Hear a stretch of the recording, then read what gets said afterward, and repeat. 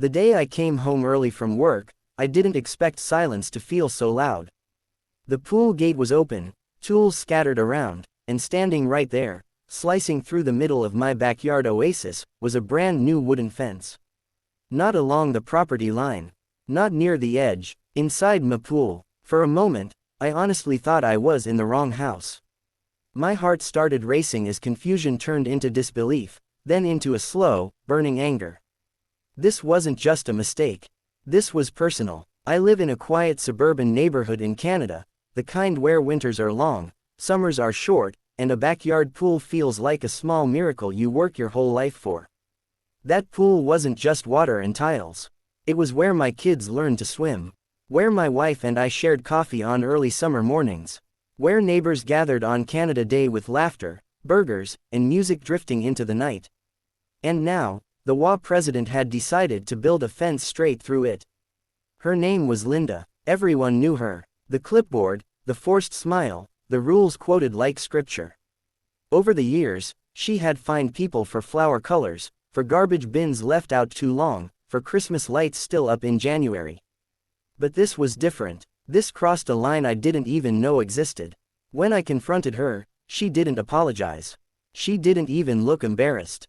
She calmly told me the fence was necessary because my pool was too close to her deck and made her uncomfortable. She claimed the HOA approved it. When I asked for paperwork, she said it would be sorted out later. That was the moment I realized this wasn't about safety or rules.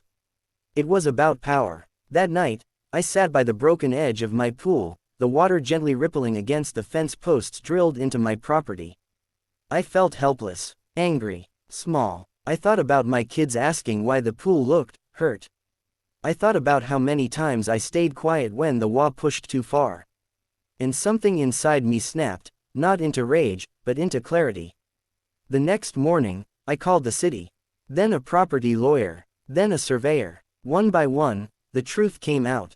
The fence wasn't approved. Not by the HOA, not by the city, not by anyone. Worse, Linda's deck, the very thing she claimed needed protection, was illegally extended over shared land. For years, I gave her one chance. I knocked on her door, documents in hand, voice calm but shaking.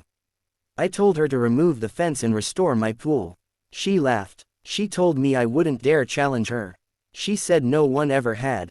So I did. Following legal advice, I filed a formal complaint and obtained permission to remove any structures encroaching on my property. When the day came, I didn't feel joy. I felt sad that it had come to this. But I also felt strong. Contractors arrived, not to touch the fence first, but her deck. Board by board, the structure that had loomed over my yard for years came down. Neighbors watched in silence, some with shock, some with quiet smiles. Linda came running out, screaming, threatening, crying. For the first time, she wasn't in control. I stood there, hands shaking, heart pounding, and realized I wasn't doing this out of revenge. I was doing it to take back what was mine. Within days, the fence was gone. My pool was repaired. The HOA issued a public apology. Linda resigned as president shortly after. People in the neighborhood started talking to each other more, standing up more, questioning rules that never made sense. Something changed, not just for me, but for all of us. That summer, when my kids jumped back into the pool, the laughter sounded different. Lighter, free. I realized the real victory wasn't destroying a deck or winning a legal fight. It was learning that silence only protects bullies, and standing up, even when your voice shakes, can change everything. If you've ever felt powerless in your own home, remember this. Your space matters. Your voice matters. And sometimes, the strongest fences aren't built from wood, but from the courage to finally say, enough.